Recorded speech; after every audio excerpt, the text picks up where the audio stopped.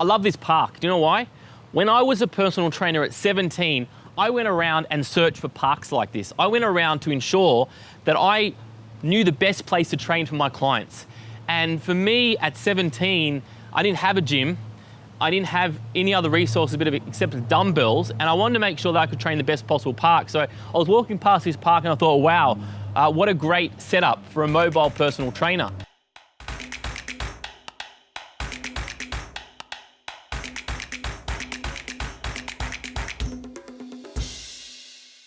Personal training is now more than normal than what it was before. So cast your mind back, when you're in an industry and when you're just brand new to personal training, you have a lot of competition. Now, before, it was unknown. So it doesn't matter where you are in the journey, there's always a level that you have to put yourself out there.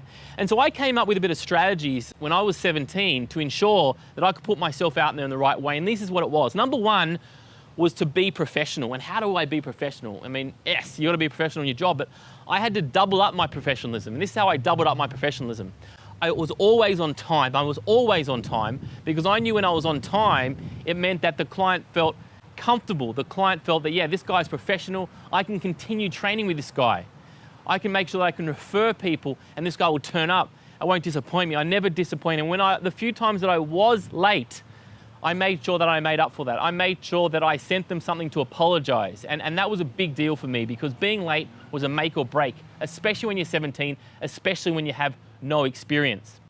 The other thing that really worked for me, especially in a park like this, I always wore a uniform. Uniforms for me was super important. I hated, collared shirts and that kind of stuff. But what I did, I went to, I bought some Nike clothes and then I embroidered my badges on all the time. And I had some really cool slogans on the back of my shirts, really kind of like corny probably, more corny than anything else.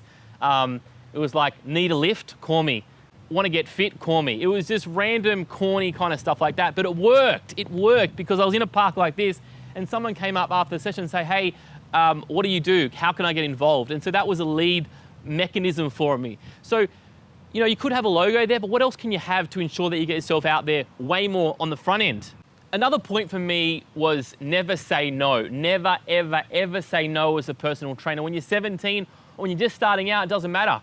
You need to make sure that you have clients, you have abundance amount of clients. I remember one time that it was a client that wanted to train with me. It was like 4 days a week. And it was like, wow, I hit the jackpot, you know what I mean? 4 days a week. And I said, awesome, I'm ready to do that. And I was a mobile personal trainer because I didn't have a studio, I didn't have a location. And I said, great, what time are you available? Obviously I had quite a lot of times available.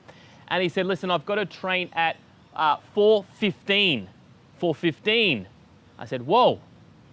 I didn't budge. I said, okay, I'll be there at 4:15. And it was like, wow, it's committed.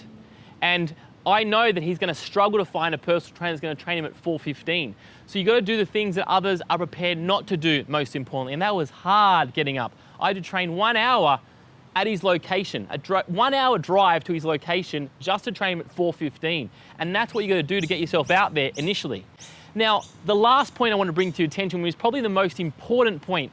When you're starting up, when you're 17 like me, and you just got into the industry, you have no experience, the most important thing you want to do, is you want to listen.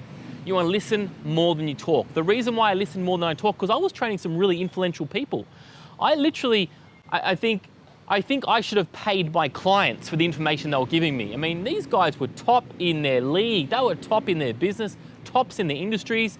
They were letting me in on the secrets. They were letting me in on what they did in their business. I trained a lot of entrepreneurs, a lot of business owners. They were letting me in because I was interested, and most importantly, I was listening. I always listened. I asked specific questions.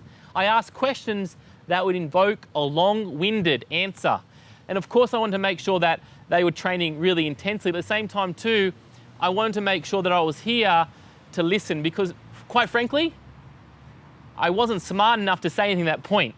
So I just wanted to shut my mouth, do the exercise, and ensure that if they asked me things, I wasn't sure. So I just wanted to make sure that I was listening first. And that's how I got over that initial hurdle, that initial bump. And to this day, whenever I'm with a client, if that's now in marketing, I'm always listening first. If you're the most credible expert in your local community, you win the game.